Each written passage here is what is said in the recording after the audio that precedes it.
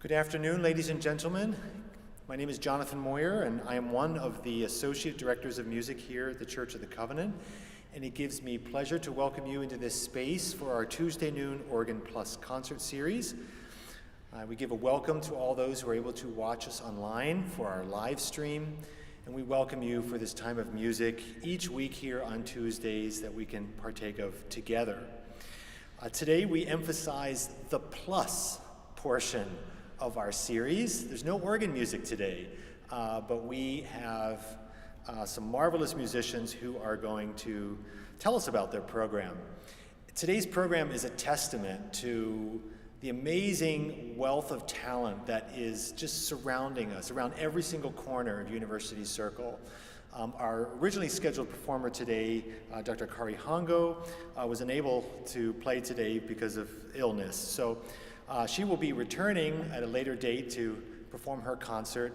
And in place of Dr. Hongo, we welcome Andrew Hatfield and Guillermo Salas and Jane Leggiero. We are so grateful for the music you were able to share with us today. When I contacted Jane, I said anything, because I know your music will just be beautiful. And they will be telling you a little bit about their instruments and some of the pieces they're playing. If this is your first time here at the Church of the Covenant for one of our events, and you would like to learn more about other concerts and events here at the church, please consider filling in this visitor survey. We have it on the lectern in the narthex. You can put your name and email address. We promise not to bombard you with lots of spam, but we'll just send you our weekly notice, and you can see what the concert is for this week and for upcoming months. There's one here every Tuesday throughout the year, unless it's too hot or it's a time for a break. Following today's concert, if you have a few moments, please join us in the narthex or at the front here, and you can thank our musicians that have joined us today before we go about the rest of our busy days. But we are so grateful again for our musicians and that we can fill our souls during this short period with wonderful music. So without any further waiting, let us welcome our friends today.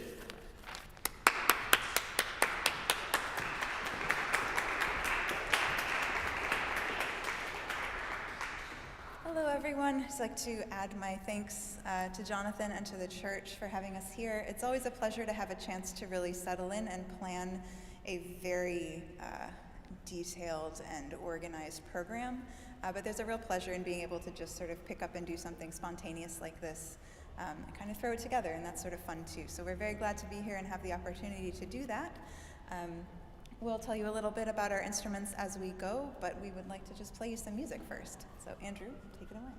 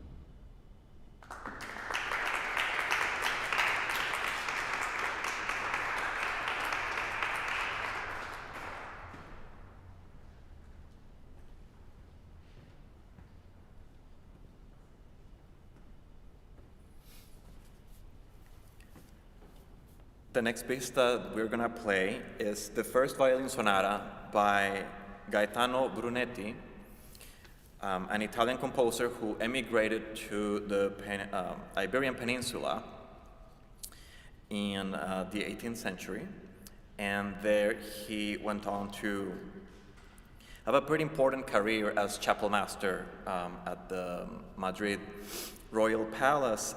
He was a very prolific composer, more than 70 violin sonatas, like 50 string quartets, 80 symphonies and such. But he's not very well known. He hardly published anything. Most of his production is manuscript, actually. So that's one reason why we don't really know much about him. Also, just the fact that he worked in Spain. The music of Spain is unfortunately not very well known. Yeah, this is his first violin sonata, which he composed for the Prince of Asturias, who was gonna become the King Charles III. Hope you enjoy. Oh, and sorry, and we're actually doing the whole sonata, 3 movements instead of the 2 that are listed.